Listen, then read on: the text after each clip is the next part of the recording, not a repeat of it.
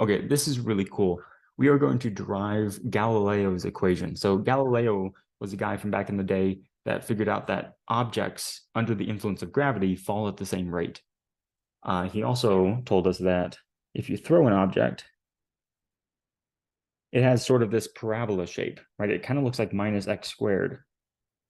In fact, it can be modeled with a downward facing quadratic function. And we are going to derive that now. So the only assumption that we have to make is that objects have a constant acceleration due to gravity, which isn't exactly true. Your force of gravity decreases as you move away from the planet. But if you're close to the surface, then it's a pretty good approximation. So if I assume that my acceleration, right, how fast I move through space, or how fast I'm changing how fast I move through space, right? Am I speeding up or slowing down? So my acceleration due to gravity on Earth has a magnitude of 9.8 meters per second per second. So notice the rate there. It's a rate of meters per second. So it's how fast your velocity changes. And I'm going to put a negative in front of it because the force is in the downward direction. Okay, so what is the relationship between velocity and acceleration? Acceleration is the rate of change of my velocity. It's the derivative. So in order to go backwards, I should anti-differentiate. We can get our velocity function by anti-differentiating our acceleration.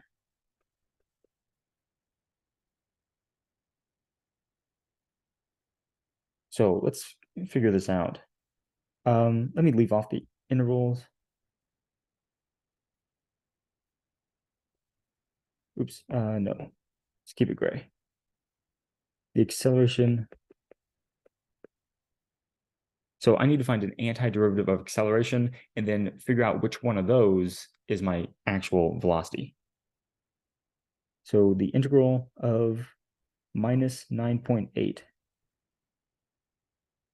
So with respect to time, it's going to peel off that per second right there, and we get minus 9.8 t plus some constant. All right, let's ask ourselves what that constant is.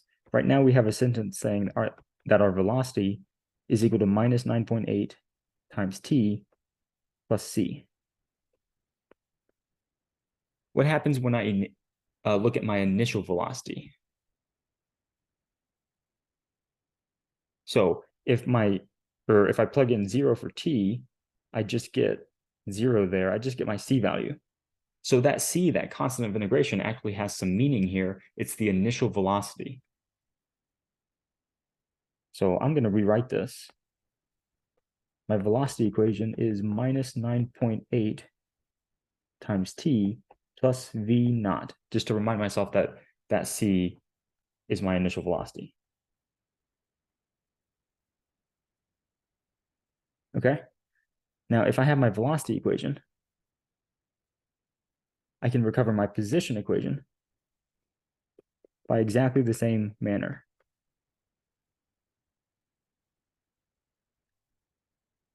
Right? Velocity is the derivative with respect to time of the position function. So to recover your position function, you need to anti-differentiate your velocity. So if we integrate our velocity function, this is going to give us the integral of minus 9.8 t plus the initial velocity. So an antiderivative of that will be minus 9.8 t squared over 2 plus the initial velocity times time plus some constant.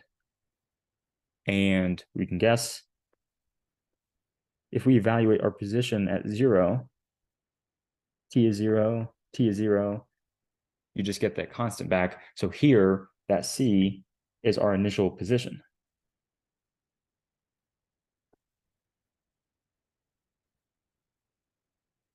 So the position of the object under free fall, so the influence of gravity, is given by minus 9.8 have t squared plus the initial velocity of the object times time plus the initial position. So our acceleration due to gravity was in the downward direction. So when we say position here, we mean height, or how far away it is from the surface.